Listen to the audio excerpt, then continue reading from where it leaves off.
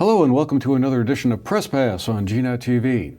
I'm Andrew McKeever, the news director here at GNAT-TV's News Project. It's a pleasure to have you with us as always here on Thursday, January 30th. Also a great pleasure to be joined here in the studio by two colleagues here in the news business.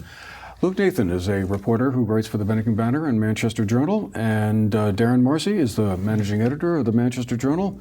Great to have you both with us again. Good to be here. Good to be here. Welcome back, and thanks for making the time to come in today to talk about some of the recent headlines of the past couple of weeks. A lot going on. Town meeting, not exactly right around the corner, but we're getting close there. About a little over a month to go until town meeting begins, so we're starting to see some budgets getting finalized, in particular some of the school budgets getting finalized. And Luke, you've been writing a couple of stories about some of them, the Connigan Green, the Windhall School District, and Medway School District are three that I've seen some stories on. Get us up to date. What's going on in those three areas? Sure. So one of the big changes that's affecting all three of the districts that you just mentioned, although one to a lesser extent, is a recent decision by an arbitrator on the first statewide healthcare plan that affects all school employees. And one of the big changes that's come from that is that all of those school employees, or at least most of them, will be able to access all tiers of coverage. So not just individual coverage, but coverage for families. As you can imagine, that has some concerns about raised costs. And indeed, each of these districts have sort of pointed to that as a reason for their increased budgets.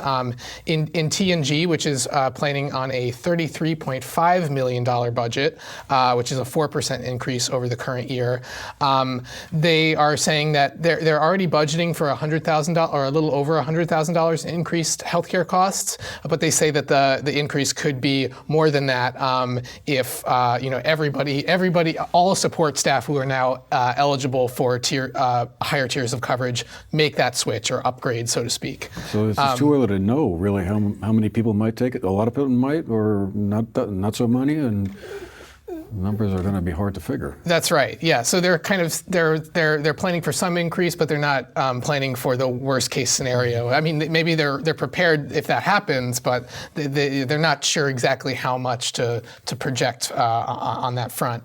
The other sort of thing that's driving costs a little bit in T&G is the pre-K expansion. You can remember this issue. It's probably been talked about on this program. Saga. So there had been a proposal a year or two ago to kind of scale back some of the pre-K program to try to kind of level the playing field across this very large district. In fact, I can't rattle off all the towns from memory, but just so we're on the same page, it's Danby, Dorset, Landgrove, Londonderry, Manchester, Mount Tabor, Peru, Sunderland, and Weston. That's a bunch. One day I'll remember all of that. So the way things stand now, Manchester, MEMS rather, has a 4-day program for just 4-year-olds, or sorry, a 5-day program for 4-year-olds. Courier has a 4-day program, Courier's in Danby, a 4-day program for 3 and 4-year-olds. And then the district also pays for 4-year-olds to enroll with private providers at 15 hours a week and 3-year-olds at 10 hours a week, which is the state minimum requirement. Next year, the only change, so they're going to basically preserve all of that, but then bump 4-year-olds at private providers up as much as 20 hours a week. So a slight increase. And the board also adopted what is, I guess, sort of a symbolic resolution, if you will, to have it a goal be to not reduce the number of hours that they offer anymore. So they're going to try to build upon that. Of course, that could change if a new board came in and decided to rip the resolution up. But at least symbolically, I think it was important for some of the supporters that want to see pre-K become more equitable and more accessible across the district. Yeah, well, that's been quite a subject of conversation. Like as you say, the last couple of years, a lot of folks eager to see that being more available for more people and also more equitable, I guess, is another one of the issues that's popped up, that, getting equal access across the entire district. Especially to the mountain towns. And I should say, too, that all of the pre-K students can theoretically attend the public programs at Courier or at MEMS. And there is space, I think, in both of those programs currently. But it's a question of how transportation, could parents, conceivably drive their pre-K students to those programs, so are they really accessible, even though they are in theory, Meadowy School District, just briefly. This is a district that serves Paulet and Rupert. It's a $5.9 million budget this year, which is a 6% increase. They operate one school, the Meadowy Community School, for pre-K through 6th grade. And then the 7th through 12th graders have school choice. This is a merged school district under Act 46. So I think a year or two ago, again, it merged. And what they've seen since the merger is the 7th through 12th graders are increasingly choosing to go to Vermont schools versus New York schools just across the border, which had previously been their district's designated schools, the ones in New York, which I think the tuition in New York for the New York schools is subsidized, so the cost is cheaper per pupil for New York rather than quite a bit cheaper, Vermont. right? Quite a bit cheaper, It's like 5,000 versus what, 16 or something? Yeah, something like that. Yeah. So, I guess, maybe the constituents, while they may like having that school choice, that ability to choose between New York or Vermont, the district is facing some increased costs as a result of that. And I think they've also seen their student population increase a bit. At those Now, they still levels. can go to the New York schools, though, right, if they want. That's right, yes, but they're choosing to go to, increasingly so. There's still a substantial fraction of those students that are going to New York schools. It's just not as much, or an increasing share is going to Vermont. And then, last but not least, Win Hall, which has its own school district as part. All three of these are part of the Bennington-Rutland Supervisory Union.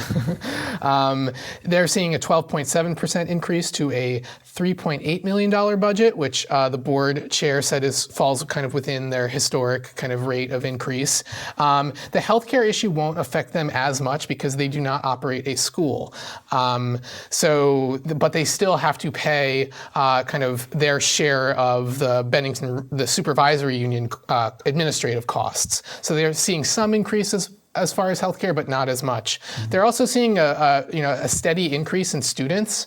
They are budgeting for about 15 ghost students, so to speak, which are students that have not yet moved to the district, but likely will. Might be, yeah. This current year, I think they've seen 20 students move to the district, which is even more than that. So it's a pretty significant number of students that are coming to the district every year. And again, the board chair, Jennifer Samuelson, told me that she cited that school choice is definitely a factor in that. Because they can go to schools down in Manchester or wherever in the district, I guess. Yeah. So, Yep. well, meanwhile, down in Manchester, down the mountain, Darren, the select board there is, I guess, moving towards finalizing their budget, but there's also been some interesting other stories going on. Yeah, there's a few things going on in Manchester, and I was going to let Luke take this too, but I think he's tired. So, the Manchester Select Board did finalize their budget January 23rd.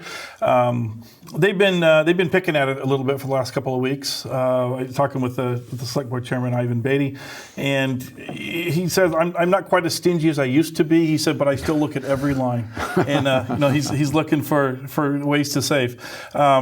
And they did a little bit of that, and they had to because healthcare again is affecting the Manchester town things. They said one of the it's not a problem, it's a good thing, but one of the things that they can't control is whether they hire an employee that's a single individual or has a family, and the costs are different for healthcare for those two situations. They've happened to have hired some family people lately, and so their costs are going up. Plus the just basic increase in healthcare costs.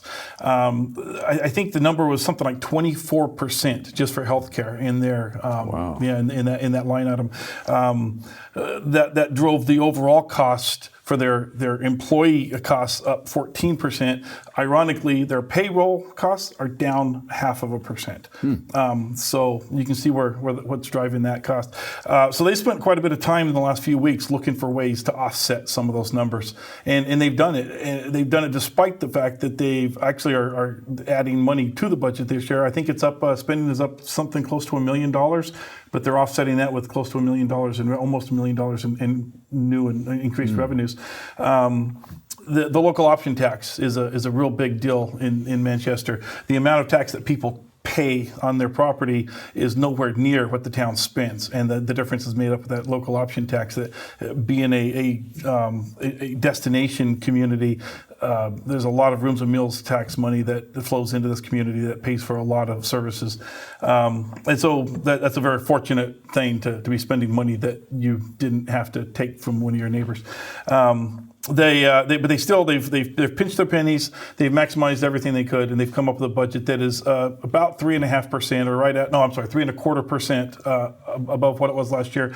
Which several of the board members said you can't have a level funded budget. It catches up to you real quickly. You can do that for a year, maybe two, and then suddenly you're paying a 10% increase to make up for it. And so they try to stick to around 3% or less every year, and they came in at 3.25 this year. Ironically, if the grand list grows at a rate which they think it will, which is 0.5%, that will actually only end up being a 3.1% increase. So there's some interesting budget numbers. You get into the soup at this time of the year, your head starts spinning, and you don't even remember what you're talking about at times. Budget stories are such fun. Exactly. And then the other thing that makes your head swim is planning and zoning, and that's where another one of the big stories has come from out of Manchester. We've had an interesting back and forth between one property owner in Manchester and the town. Yeah, we've got what's going on? Andy Tarantino, owner of a Safe Place Self-Storage. I think I've got the name of that right. Sorry, Andy, if I'm wrong. Sounds good to me. Something like that. His business is located down in the Aquifer Protection Zone, right on the edge of it. I just went blank on the straight name. But in a rezoning effort that the town went through about a year ago, it was in 2018, he ended up in a multi-use 2 zone. I don't know all of the restrictions on the multi-use 2, but one of the things that came out about that is that self-storage was not and I'll never get these terms correct, I went through this earlier, it's not a permitted use. So he suddenly found his business being a non-permitted use. He was grandfathered in. He wasn't going to have to close or change anything, but he felt that it impacted his business's marketability. If he wants to sell it, if he wants to sell it or expand it or those kinds of things, and he felt it restricted him, and they basically were taking money out of his pocket, and so he went into what he thought was an oversight. He thought it was just going to be something he could easily rectify, and that was last March.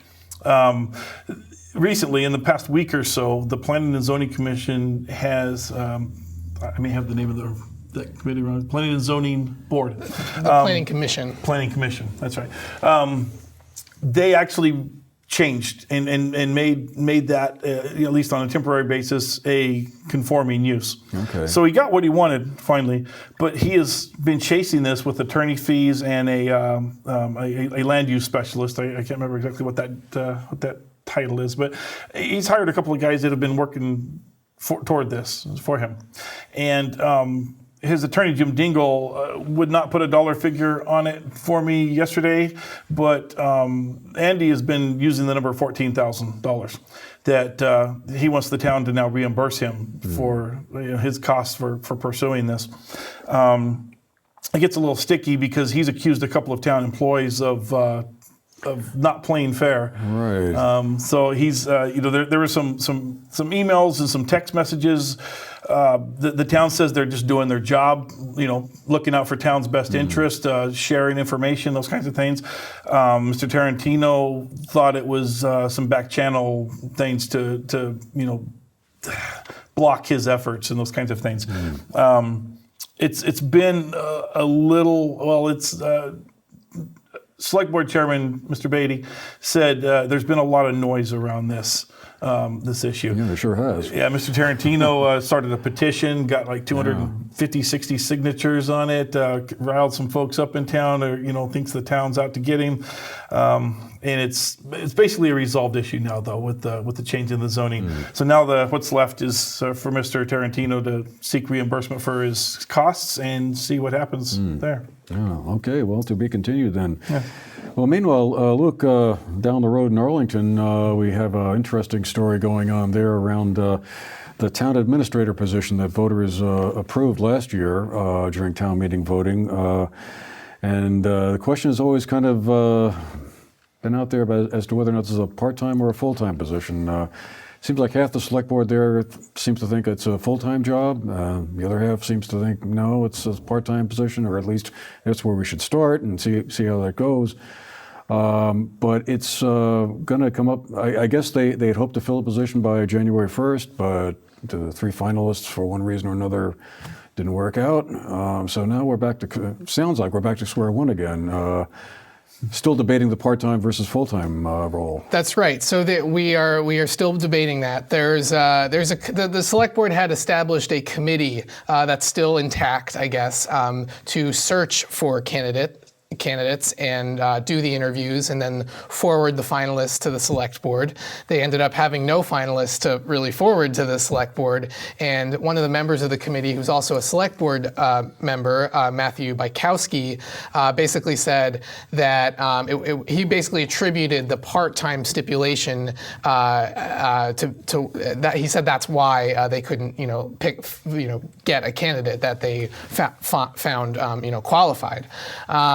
So now they're debating, it seems like there's a consensus on the committee, and this is how Matthew Bykowski and also I think Daniel Harvey, another select board member who's on the committee, they both feel like we need to re-advertise this clearly. We have this, the voters have told us to go hire this person. We need to do it at a full-time rate now, a salaried position, much like many other towns do it. That's the only way that we're going to be able to fill this position. No one's going to want to move to Arlington for just a part-time position. You may get lucky, and get someone who's maybe recently retired and just wants something to do, kind of on the side. But even if you do find that person, that may not be enough hours to commit to this job, especially if you believe that you want to move Arlington forward, you want them to take on more responsibilities, apply for more grants, whatever. You need someone that's a full-time position. On the other side of it, Cynthia Browning, who's also a state rep and on the select board, basically said that she's a little bit cautious about what that would mean in terms of the jump in cost. Right now, they pay Chairman Keith Squires $16,000 to be the interim administrator. Right. If they were to go from $16,000 to as high as, figures were quoted as high as $100,000, inclusive of healthcare costs. That would be with the benefits. Yes, yeah. With benefits. But it seems like they're more now. So this discussion has happened at a couple of select board meetings this month.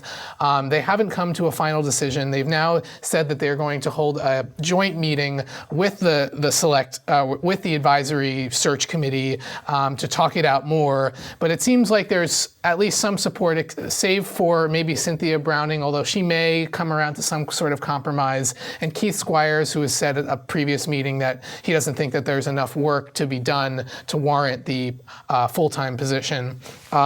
Maybe they may try to find a compromise in the $70,000 to $80,000 range, inclusive of benefits. So that would be a lower, salary than that.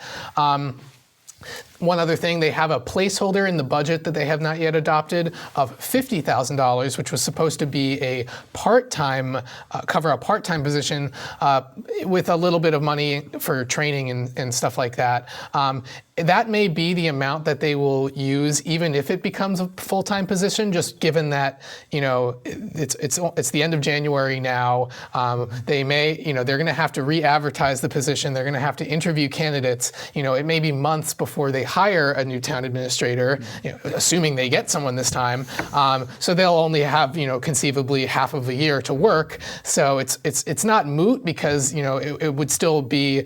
They still need to decide whether to advertise the position at full-time or part-time and see whether that person wants to commit to full-time versus part-time. But it may be immaterial as far as the finances of the town go for this year, if you follow that. It's an interesting kind of difference of vision, I guess, of right. Where you want to see the town going. Is it kind of like just keep the status quo kind of rolling along and everything is managed, versus that more expanded vision that folks who are in the Arlington Area Renewal Project have been pushing, who were one of the ones who had tried to advance this idea of a town administrator back last year, seem to see a bigger role, like you were Yes. saying, submitting for grants and stuff like that. Yep.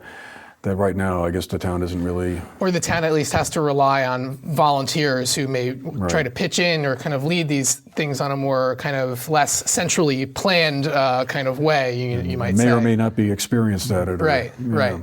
Because that's a skill of Right. some sort, for Right. sure. Well, that's it could be interesting to follow. And then, of course, the other aspect of this is kind of intriguing is that, as you said, Todd Wilkins, who's on the Arlington School Board, he's the chair of the school board at the moment, is throwing his hat in the ring for a select board slot that currently held by Keith Squires. He as I is, understand it. and so and the board elects the chairman amongst themselves. So it's not as if he's running for chairman, but although he could, I guess, pursue that seat if elected. But yes, he is challenging Keith Squires, who has been on the select board for decades. A long time. When I talked to Todd Wilkins a few days ago, he said that he couldn't remember the last time that Squires was challenged for his seat. And he had nice things to say about Keith Squires. He didn't seem to regard it as a kind of a personal thing, but he said that I feel like it's time for the town to move in a new direction. And he has been involved, as you mentioned, with the Arlington Area Renewal Project and their efforts to advance this town administrator position.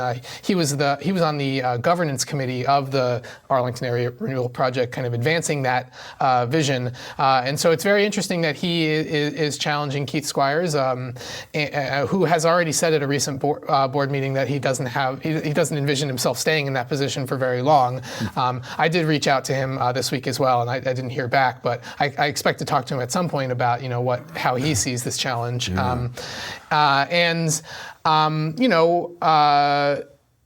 Todd Wilkins was at that meeting, at the most recent meeting, and he was pushing the select board, saying, along with one other resident, you have this mandate from the voters. We need to. I think that a full-time position is the way that you're going to attract talent, and then have someone in there who can, help work to attract young families to the area, or help the school board or the select board work more collaboratively with the school board. Things like that maybe the town can't currently do, or at least not do perhaps as well as it could if it had a full-time administrator. Well, interesting stuff. Yeah. And we'll definitely be following that as we get on into town meeting, see how that winds up getting resolved. Just one other thing I just throw in here, this town meeting related, is the business around the communications union districts. And here I have to make a bit of a full disclosure statement, because I've been working and helping on the committee or task force on the Southern Vermont Communications Union District, or proposed Communications Union District. One of the things that we may see come out of town meeting is that district being formed, and we require 2 towns to vote yes. And there are, by last count, I think 13 towns, every town in Bennington County, I believe, Pownell to Rupert, basically. So, and what this would do is an attempt basically to secure a feasibility study grant from the state for $60,000 or a portion of, to study whether or not it would be worthwhile to, or at least cost effective to bring high-speed internet broadband service to areas that are currently underserved. And what's interesting, if you look at the state maps, it looks like Bennington County is not in bad shape, really, by the numbers. It seems like we're certainly in the top half of the state in terms of accessibility to modern day broadband. But clearly, there's a lot of folks that still think that there's room for improvement there, and so it will be interesting to see. I mean, the big selling point is that basically there's no real financial exposure to a town. The tax rate, this would be something that would just be funded by subscriber fees or other grants or other sources than municipal taxes. So it's been an interesting project for sure, and I'm going to be curious to see where that all lands. One thing that I think is important to talk about, and I'm not in favor or opposed to this, I don't know enough about it to even have an opinion yet, but one of the big questions I've heard over and over, and you can answer this, is the potential liability of towns who get involved. As I've had it explained to me, there is no risk to the towns. There's no way the town taxpayers are going to be footing the bill for if it fails or anything like that. So it would. I think that's written right into the legislation, Act 79, which passed last year. Basically, protects the towns and municipalities from any kind of financial, impact. I mean, the big example that everyone points to is the EC Fiber group up on, well, East Central Vermont, Orange and Washington counties, basically. And they've been able to bring broadband service to about 27 different communities now up there that were kind of struggling in that area before, but it took a long time. I mean, that's the other factor I think some people need to bear in mind, is that this is not an overnight solution. Even if, let's say, the $60,000 grant comes our way, it's not going to transform things overnight or even over a year, probably, because there'll be a lot of infrastructure that would need to be built and wires that have to be strung, and that would take time and a certain amount of revenue. And the big thing is to find out, well, how many people would want to have this? Right. A competitor either to the existing providers or some way we would work with them. So. It's been my perception, I covered this a little bit, that the select board seemed pretty open to the idea. It received a pretty welcome reception, I think, and they at least said, all right, let's put it on the ballot. Let's see what happens. Maybe it will get voted down, or if it gets voted on, and then if the district wins this grant to study its feasibility, it may well find that it's not feasible. In which case, I guess party's over. And we're back to whatever it was we were doing before. Right. Can you hear me now? Right. Can you speak up? Well, before we go, Darren, you had mentioned earlier something about local option taxes being a big part of the Manchester budget. And, a couple of towns have been talking about adding local option taxes to the mix. Just in a couple of minutes, Bennington is the only town, I believe, that has it on their warning at the moment. But there may be one other mountain town. Londonderry, I think. That sounds right. But I know in Bennington, the Bennington Area Chamber of Commerce has been one of the groups that's been advocating for this. It'll be interesting to see. It may be somewhat contentious, I gather, from the stories that we've done already. Whether it'll be interesting to see what fraction of the population supports it, but it may be sold as a way of kind of offsetting the tax burden on residents, to property owners, basically. Yeah. It's I was going to say it's a hugely popular in Manchester. Manchester's budget, I don't remember the numbers, but a decent chunk of Manchester's spending every year comes from like the rooms and meals tax or the various local option taxes. Recently, John O'Keefe was telling me that Manchester's tax burden is the 17th lowest in the state. 251 towns, Manchester's 17th from the bottom. Like 4 or 5 of those towns don't even have people in them. They're gores or whatever. They're trees. Organized towns or whatever. Yeah, so they basically don't have a budget. And like another 5 or so of the towns that have lower tax rates. Some of them are even large, like Williston, and it's because they have local option taxes that fund a big chunk of their bill. I'm sure there's negatives. You're going to pay a little more when you go out to eat or those kinds of things. But if you live in a town like Manchester, we have a lot of visitors. That's where it really benefits the local economy. Well, that was the argument used way back when Manchester, I think, was the first town in Vermont that put in a local option tax back in the late 90s, I believe, if memory serves. And the thought there was, that's a way of having our tourists and visitors help defray the cost of the town, and it wouldn't be borne by property taxes or other taxes that would sort of impact local residents more. So interesting to see that more communities are thinking about that maybe weren't necessarily ones you might think of as tourism towns, although they would probably like to think that they were. I should mention too, amid the town administrator debate, Matthew Bykowski, the select board member, kind of threw out the idea of, perhaps a local option tax could help to fund the town administrator position.